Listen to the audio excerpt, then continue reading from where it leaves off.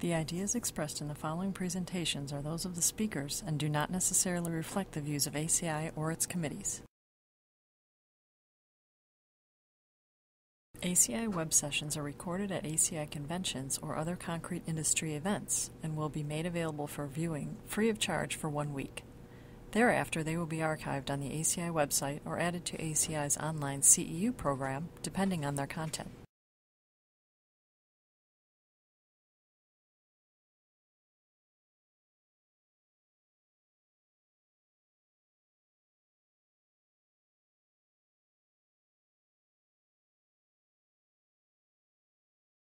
I was asked in this to talk more about the mixed design parameters and the material constituents affecting form pressure.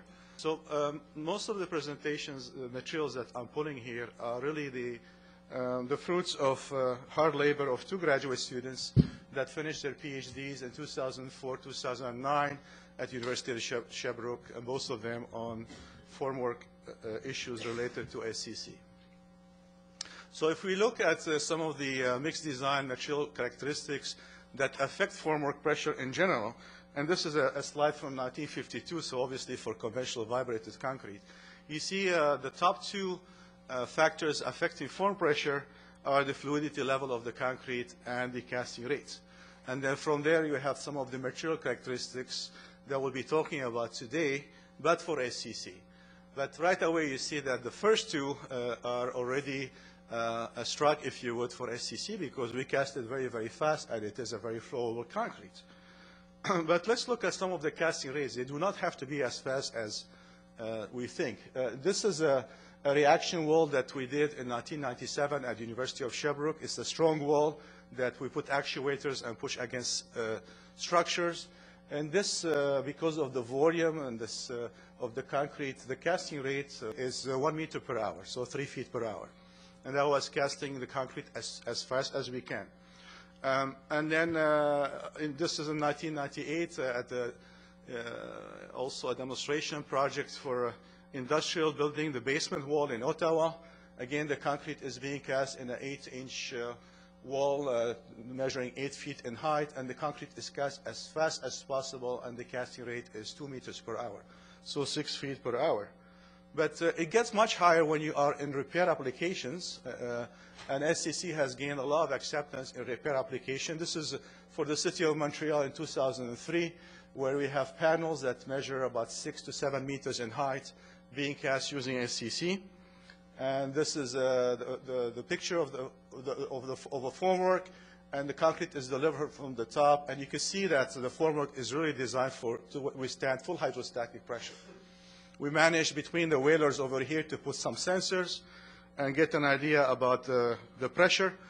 But the concrete was cast as fast as possible.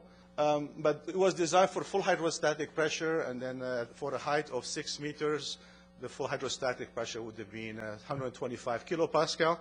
But when the concrete was cast, again, as fast as we can cast it, which is 6.5 meters per hour, this is the pressure envelope, so the maximum pressure is about 80, not 120.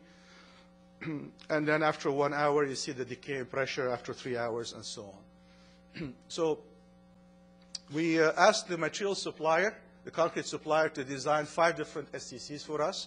I'm just showing over here 3 of them, what I call medium thixotropy and high thixotropy. And I'll show you later on how we can change thixotropy.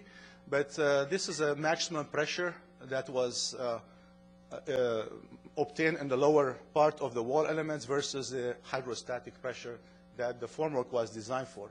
So if it's medium thixotropy, you have about 50 to 60% hydrostatic, and then from there it drops. And then if it's high thixotropy, you have about 35% of hydrostatic, and then it drops. Again, these concretes are cast very fast, about 6.5 meters per hour, which is about 20 feet per hour. So what is medium thixotropy? What is high thixotropy? You have a definition. Thixotropy can be either determined using the structural breakdown or the structural buildup. It's basically a reduction or a gain in shear strength of the concrete for a given shear rate over time. So if I'm mixing the concrete, and I have a photo of it, this is a concrete rheometer with the impeller. And if I put that impeller and let it sit there for 2 minutes, and then I come and start shearing the concrete at a very high rotation velocity, 0.9 revolution per second. You see initially there's a resistance to flow, and after about 10-15 seconds we get a steady state. Well, that breakdown is what we call thixotropy. It's a reduction in viscosity or the shear stress that is needed to maintain this velocity over time of mixing. Now what happens if I let this sit not 2 minutes but 4 minutes? If I let it sit 4 minutes, the concrete is there, is being restructured at rest. It's like kind of gelling action. And then, but with enough mixing time at that velocity, we overcome all the restructuring due to the physical nature. And this is mainly coagulation of cement particles or internal friction between coarse aggregate particles. Now, this is a structural breakdown, but it's easier to determine thixotropy using the structural buildup. We could do it if we have a rheometer. This is a vein rheometer. The velocity is very, very low, so you barely see the vein rotating. And then eventually you break down the structure and you start flowing. And that Tmax can be used to determine the static yield stress. So if you have SCCs, here you have SCCs with different mix designs. You see with resting periods, the thixotropy or the structural buildup with rest changes. So what you can do is to measure thixotropy, you can either wait for 15 minutes and determine the static yield stress after 15 minutes of rest, or you can look at the rate, which is the slope of 3 measurements of 4, or you can look at the couple effect of both of them. Well, if you don't have a rheometer, you can still use empirical test. This is one empirical test that has been proposed to ASTM. It's pending approval from ASTM. It's a portable vein, so it's a handheld vein.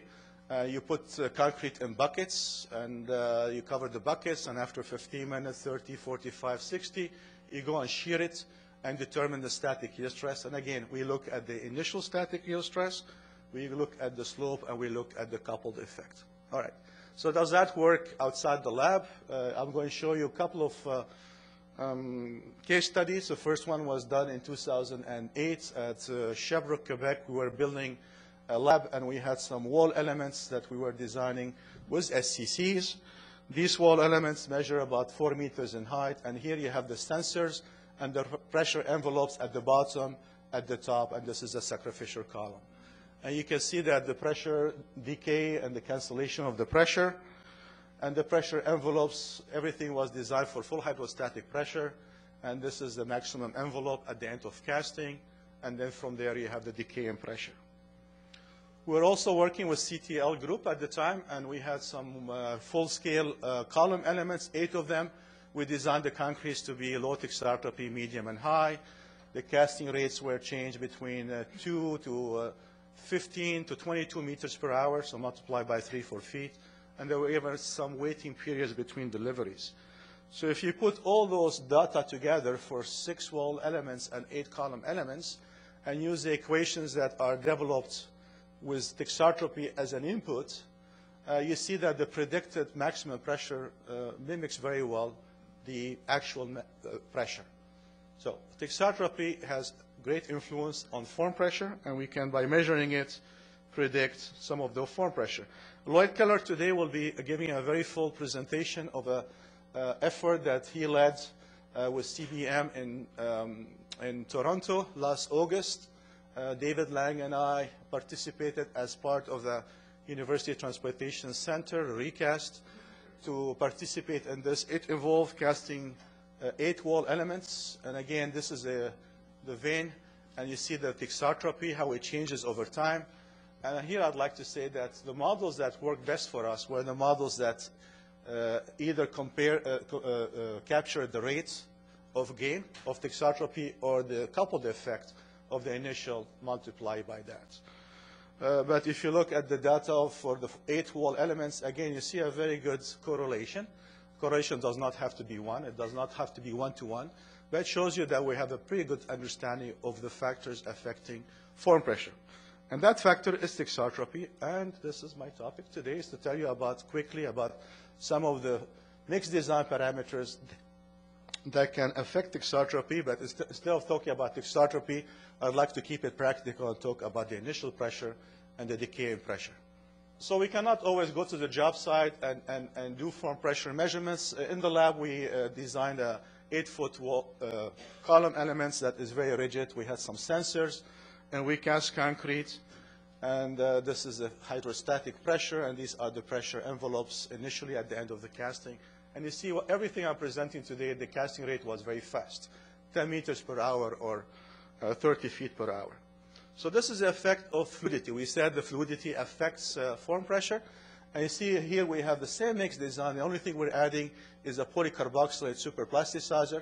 And as you go from 8-inch slump to 20-inch slump flow to 30-inch slump flow, the fluidity increases. And therefore, the initial pressure, this is the relative pressure that is picked up at the bottom of this 8-foot element versus hydrostatic pressure. Initial pressure is increased, but also the decay in pressure is decreased. And that's because of the effect of the superplasticizer on the coagulation of the cement. Here you have a very important effect, and that's the effect of the sand to aggregate ratio. So again, if you have only sand, no aggregate, only mortar, you see the formwork pressure is hydrostatic at this lift. And as you increase the amount of coarse aggregate, you reduce the pressure and you accentuate the decay. And that's because of internal friction.